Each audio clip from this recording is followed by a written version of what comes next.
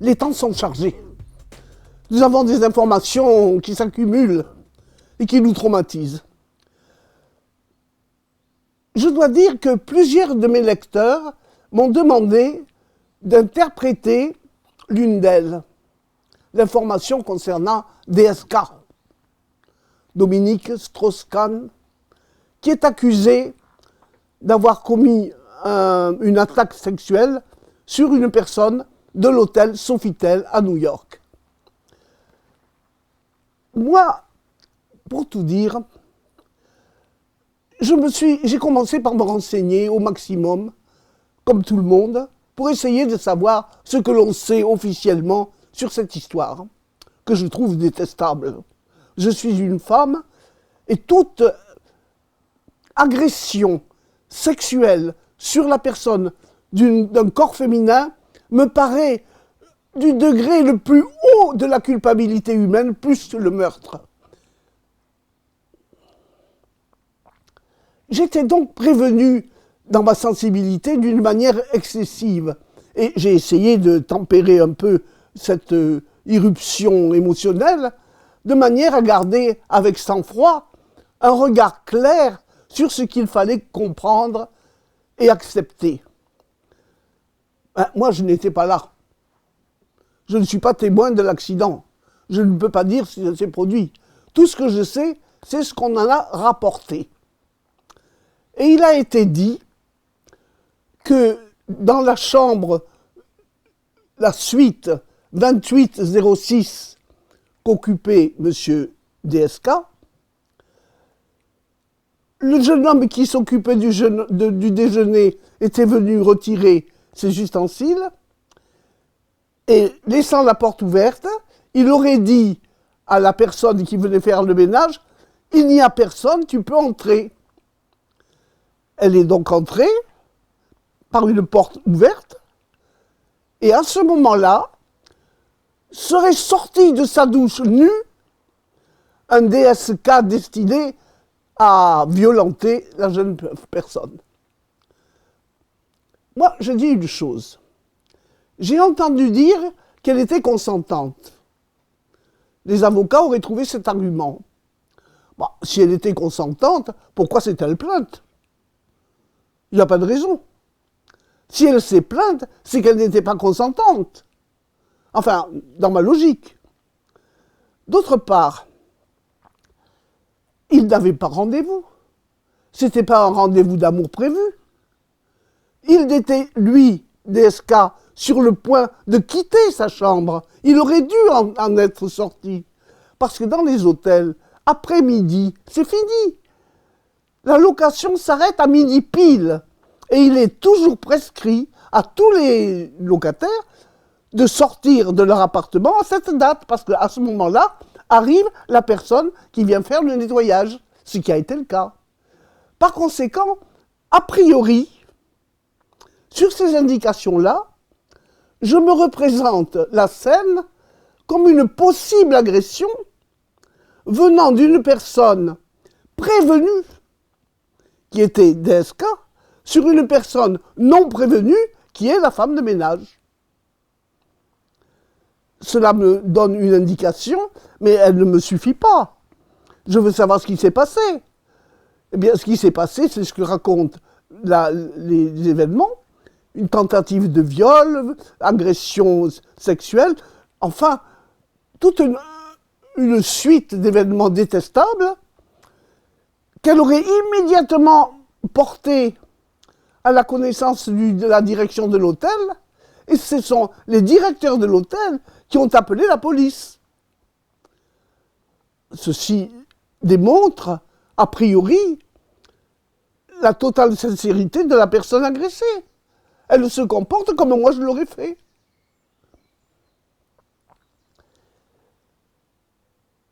On parle beaucoup de complot. En France, tout le monde aimerait, l'opinion socialiste en particulier, aimerait que l'on puisse accuser les Américains d'avoir dressé une sorte de complot politique pour empêcher que M. DSK devienne président de la République.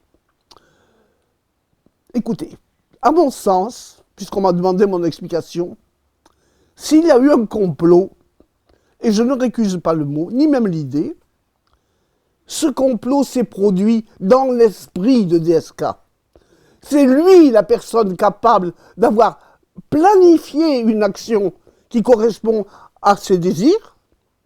Et si il en est capable, il est intelligent, c'est un homme de plan, il a l'habitude de planifier, il peut très bien avoir, même très rapidement, organisé, si vous voulez, son mauvais coup, et l'avoir fait d'une manière ponctuelle, mesurée, à l'heure dite midi, qui était l'heure où il aurait dû sortir. Et puis après l'agression faite, il s'est habillé calmement, il est descendu calmement, et il est allé déjeuner avec sa fille à 1h, 1h30. On le sait, puisque son itinéraire a été reconstitué. Et après avoir déjeuné calmement avec sa fille, il est allé à l'aéroport Kennedy prendre son avion, parce qu'il devait aller à Berlin, comme étant un des grands partenaires du Fonds monétaire international, et que sa présence à Berlin était requise pour traiter du problème de la Grèce et du Portugal. Quel élément possède-t-on pour se faire une opinion sur l'affaire? J'ai été très frappé par deux choses. Je vous dirai la seconde laquelle. Mais la première, c'est qu'à une émission de C'est ainsi, M. Calvi a posé la question suivante à ses interlocuteurs. Avez-vous une conviction intime qui vous fasse dire que DSK est réellement coupable d'agression sexuelle? Aucune personne n'a voulu donner son opinion intime et personne n'a eu l'indécence de dire je crois ou je crois pas. Ni je crois ni je crois pas, ils se sont réfugiés derrière des petits sourires ambigus.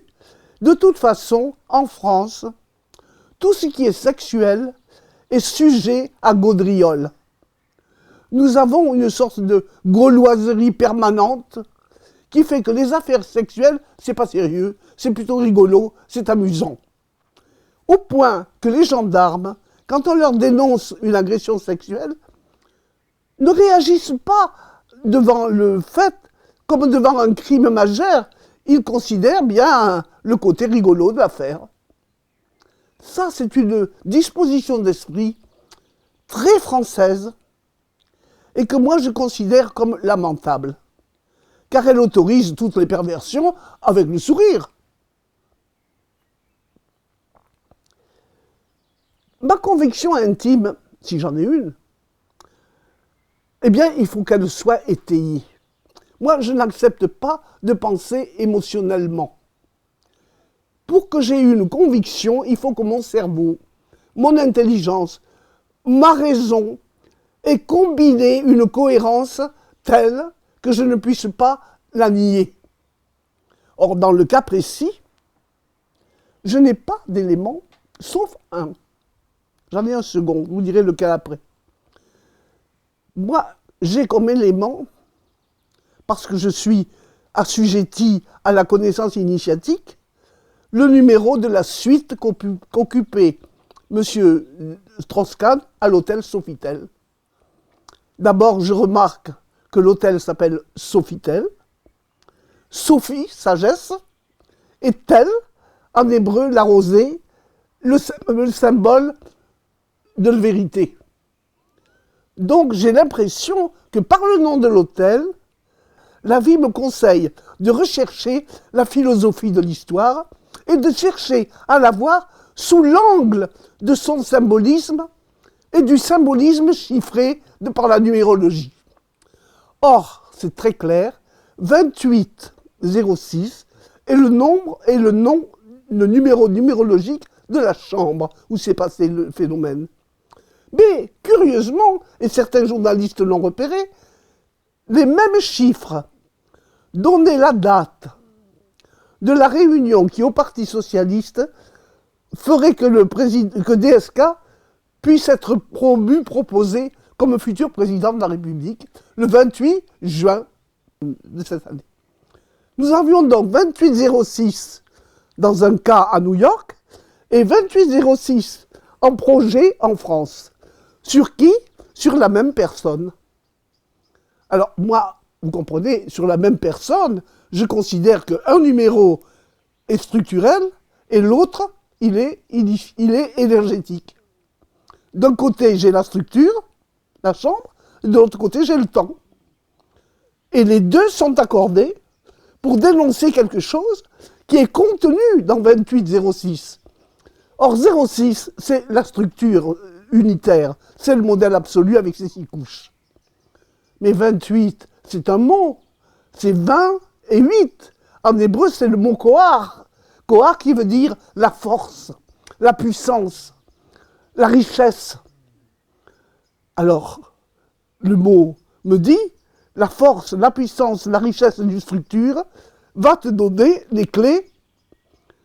Et le mot kohar me donne une seconde clé, très extraordinaire, parce que kohar, c'est aussi, dans Genèse, un mot employé pour désigner les rampants, les lézards, les crocodiles, les serpents qui rampent au ras du sol et qui sont des bêtes dites immondes. Donc, dans le mot kohar, on a d'un côté le prestige et de l'autre côté l'antidote. Et je pense que dans le cas où M. Strauss-Kahn se trouve flanqué à droite et à gauche par ces deux chiffres, eh bien, il faut mettre en valeur, comme son nom en 2 morceaux l'indique, il faut mettre en valeur les 2 sens du mot kohar. Il peut être la force, la puissance, la richesse, la fortune, tout ce à quoi croit M. DSK, mais en même temps, le même être serait celui qui s'est comporté comme un kohar rampant sur le sol, sur les réalités sexuelles les plus basses. Et les 2 sens seraient là, jouant autour de lui, au ping-pong, et à la contradiction intelligible. Pour moi, ces éléments, Sofitel et la numérologie, sont des éléments de la vie. C'est la vie qui a créé ces conditions.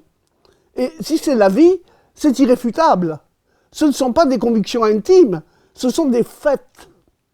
Or, il y en a un troisième de fait. Après avoir déjeuné, passé sa journée, vers 4 heures de l'après-midi, M. Desca est allé à l'aéroport prendre son avion, et dans l'avion, il s'est aperçu qu'il avait oublié son téléphone ordinateur à l'hôtel. Qu'a-t-il fait? Il a demandé, il a téléphoné qu'on le lui apporte à l'avion. Alors le troisième élément, c'est qu'il ait oublié son téléphone portable. Parce qu'un homme comme lui ne peut pas oublier son téléphone portable. Moins encore quand il s'en va en France, en Allemagne. Donc cet oubli participe de ces actes manqués qui traduisent les intentions de la vie. La vie voulait qu'il n'ait pas son portable à sa disposition. Je sais bien qu'à ce propos, les journalistes ont fait remarquer qu'il n'avait pas un appareil portable, qu'il en avait 7. Et qu'en ayant 7, il avait pu en perdre un. Mais moi, je ne suis pas d'accord. S'il en a perdu un, il l'a perdu. Le fait est là. Et de toute façon, quand on a 7 portables, ça encombre et on regarde si on a bien les 7. Justement parce qu'il y en a 7. Et en plus, 7, c'est un chiffre très clair. C'est le chiffre du Zayin. C'est le chiffre de l'accomplissement. Et l'accomplissement a manqué à M. Strauss-Kahn. Et ça, c'est un élément probant de la vie elle-même qui dit, attention, il n'a pas droit au 7. Et qui a rapporté le téléphone? Mais ce sont les agents de police venus l'arrêter. Et il a été arrêté à la suite de ces 3 signalisations, au moment même où l'avion était à 10 minutes de démarrer, et s'il était parti, si les agents de police étaient arrivés 10 minutes plus tard, eh bien, il aurait fallu appeler la tour de contrôle, je ne sais quoi. En tout cas, il aurait été hors territoire américain. Donc la vie a manifesté une quantité cumulative d'intentions pour faire en sorte qu'il ne puisse pas partir, et il a été arrêté. À la suite de cet événement énorme, effectivement énorme, la population française est en état de sidération. Le Parti socialiste est crucifié et il voudrait éviter que la chose s'embrase et on préfère croire au complot politique. Moi, là encore, je ne crois qu'aux éléments de la vie. Et il se trouve qu'en France, une journaliste s'est plainte de ce que M. DSK l'ait agressé un jour où elle avait rendez-vous avec lui pour prendre un interview. Or, cette femme voulait pas porter plainte, elle en a été empêchée par sa mère, laquelle est un personnage important dans les directives du Parti socialiste, et on a donc couvert monsieur DSK. Mais l'élément existe. Il n'y a pas que les États-Unis où l'on se plaint, où la femme de ménage se plaint. Il y a en France une femme qui n'a pas caché qu'elle avait été attaquée. Par conséquent, moi, je considère que l'océan ne change rien. Ce qui est vrai là-bas est vrai aussi ici, et que si c'est vrai dans les deux pays, eh bien ça a beaucoup de chances d'être vrai en soi.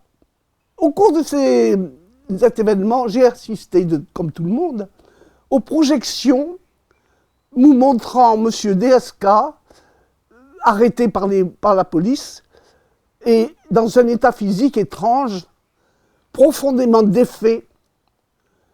Ce qui m'a beaucoup surpris, parce que moi, comme spectatrice de télévision, je ne l'ai jamais rencontré dans la vie, j'ai toujours été sensible à sa personnalité, à son être physique. D'abord, c'est un être gai. Il a toujours un rire. Et puis, il est intelligent. On a l'impression qu'il parle, qu'il sait ce qu'il dit. Et il n'y a qu'une chose qui m'a beaucoup choqué dans sa personne, c'est le rond de ses épaules. Cet homme porte dans le dos une sorte de musculature excessive entre les deux épaules. Il a la tête dans le cou, comme disent l'expression populaire. Et pour l'initié que je suis, cette position physique a un sens. Donc, quand je regardais M. Strauss-Kahn à la télévision, j'ai toujours été sensible à son charme, à son intelligence, et en même temps à ce phénomène physiologique où il est comme un taureau. Et d'ailleurs, dans une émission de M. Calvi, a été intitulée DSK, l'heure de vérité. Et l'heure de vérité, c'est une phase de tauromachie. C'est le moment où le matador tue le taureau en attaquant quoi? Le murillo. C'est-à-dire, précisément, dans la bête, le muscle qui est tellement important dans le dos de monsieur, le même muscle. Ce muscle, si vous le voyez sur un félin qui bondit, c'est un muscle élégant, souple. Dans le taureau, c'est très fort. Et dans monsieur DSK, c'est un blocage. Blocage qui agit entre les deux épaules. Et pour un initié, ce qui est bloqué, ce sont deux séphirotes, les deux séphirotes 4 et 5. Cela veut dire que son corps en entier n'est pas desservi en ordre par le système nerveux. Et ça, c'est ma conviction intime, je peux l'avoir parce qu'elle appartient à mon régime de pensée, à mon expérience, et ça, de ces indications-là, je suis sûr. Monsieur DSK présente physiquement une anomalie de la répartition énergétique entre la tête et le cou au niveau des épaules. Et il a un regard constamment orienté vers le bas, comme ça, qui en est le résultat obligatoire, et ça, sans vouloir être plus psychologue que je ne suis, je trouve que l'obsession sexuelle est bien indiquée. Alors moi, je suis très attentive à cette situation et je me dis que peut-être nous avons affaire dans le drame de monsieur, dans la tragédie humaine qu'est ce chef du FMI, qui est tout à coup un pervers sexuel banal, à un dédoublement de la personnalité. Et malheureusement, c'est beaucoup trop souvent que les hommes de pouvoir en présentent une esquisse ou une forme. Le pouvoir donne une vicissitude sexuelle. Il pousse à l'abus sexuel. Et c'est dommage, car alors, nous ne sommes jamais gouvernés par des êtres libres nerveusement. Nous sommes gouvernés par des êtres sous-conditionnés, par des malfaisances internes et neurologiques. Eh bien, c'est la grande leçon que je tire de cette histoire, car elle m'explique tout le personnage et le rire qu'il a. Car il y a un rire, un défi permanent dans l'attitude mentale de cet homme qui regarde toujours à droite. Il regarde à droite ce qu'il est réellement pour ne pas regarder à gauche ce qu'il devrait être. Eh bien, si j'ose dire, en cela réside ma conviction personnelle. Nous avons affaire à un dédoublement de la personnalité chez un être de pouvoir exacerbé dans le sentiment de sa puissance, de sa richesse, de son courage, mais qui n'en est pas moins, au même titre du courage, une bête rampante sur les instincts les plus bas. Alors on peut se poser la question, qui tire les ficelles derrière cet événement? Eh bien c'est la vie. C'est la vie, et en attaquant le directeur du FMI, elle remet l'attention sur ce qui a déjà agi dans la société musulmane, où nous avons vu les chefs de Tunisie, d'Égypte, quitter le pouvoir, Kadhafi ne voulant pas le faire. C'est le même problème, mais cette fois, il attaque l'Occident de la pensée, qui est beaucoup trop fixé sur l'argent, et qui par le FMI, il est directement. Nous ne sommes donc pas à l'abri du mouvement cosmique qui est en train de remuer l'existence humaine pour lui faire entrevoir que ses façons de faire ne sont pas les bonnes.